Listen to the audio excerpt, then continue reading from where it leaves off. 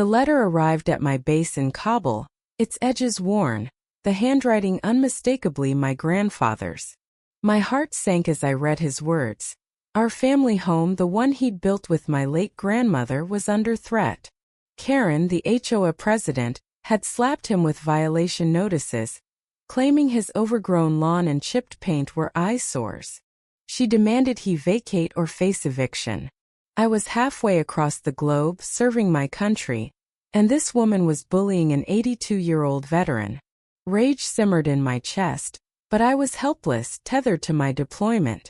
Grandpa's shaky script ended with, "Don't worry, Tommy. I'll handle it." I knew he wouldn't. He was too kind, too frail. Back home, Karen's campaign escalated. She'd rallied the HOA board, spinning tales of Grandpa's neglect dragging down property values. Neighbors whispered about her obsession, how she'd patrol the street with a clipboard, eyeing every mailbox, every blade of grass. But Grandpa wasn't just any old man. He was a Vietnam War hero, a Purple Heart recipient who'd carried shrapnel in his leg for decades. The truth began to surface when Mrs. Larson, a longtime neighbor, sent me an email. Karen wasn't just issuing finessed forged documents, claiming Grandpa had signed over his property rights. My blood boiled. This wasn't about rules, it was personal. Karen wanted his land for her developer friend's McMansion project. I requested emergency leave, but bureaucracy moved slower than a desert convoy. Meanwhile, Mrs. Larson organized. She dug through HOA records, uncovering Karen's lies. The forged signatures, the backdoor deals. Neighbors, once cowed by Karen's tirades, started talking. They remembered Grandpa's quiet generosity fixing their fences, sharing vegetables from his garden. Mrs. Larson's teenage son, Jamie, a tech whiz, found Karen's emails to the developer, promising a quick sale. The twist came when Jamie hacked into Karen's public blog, where she bragged about cleaning up the neighborhood by ousting dead weight. The post went viral locally, and the community's outrage ignited. The showdown came on a crisp autumn morning. I'd just landed stateside, still in my fatigues, when I drove straight to Grandpa's house. Karen was there, smug, with a tow truck and 2 police officers, ready to enforce her eviction. Neighbors crowded the lawn, phones out, recording. Karen pointed at Grandpa, shouting about violations and community standards. I stepped out of my truck, my uniform crisp, my service medals glinting. The crowd parted.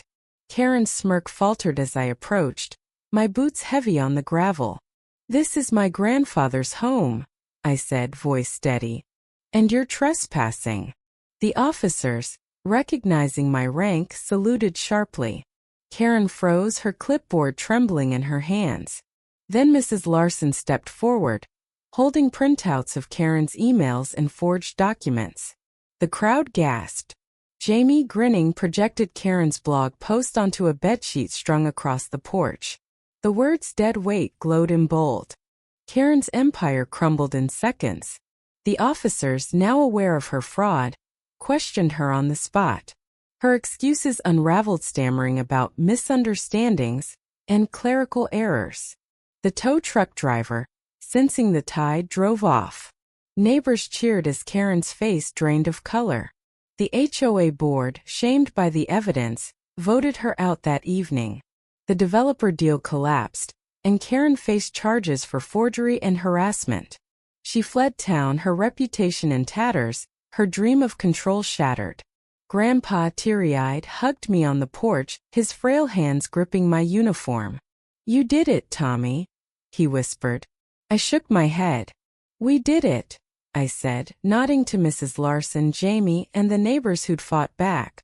That night, we sat on Grandpa's porch, the same one where he'd taught me to whittle as a kid.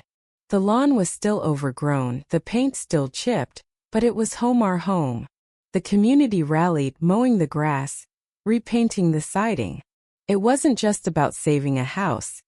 It was about standing up to greed, about loyalty to those who've given everything. I looked at Grandpa, his purple heart pinned proudly to his sweater, and felt a surge of pride. We'd fought battles on different fronts, but this one we'd won together. What do you think? Did Karen get what she deserved, or should she have had a chance to make amends? Share your thoughts.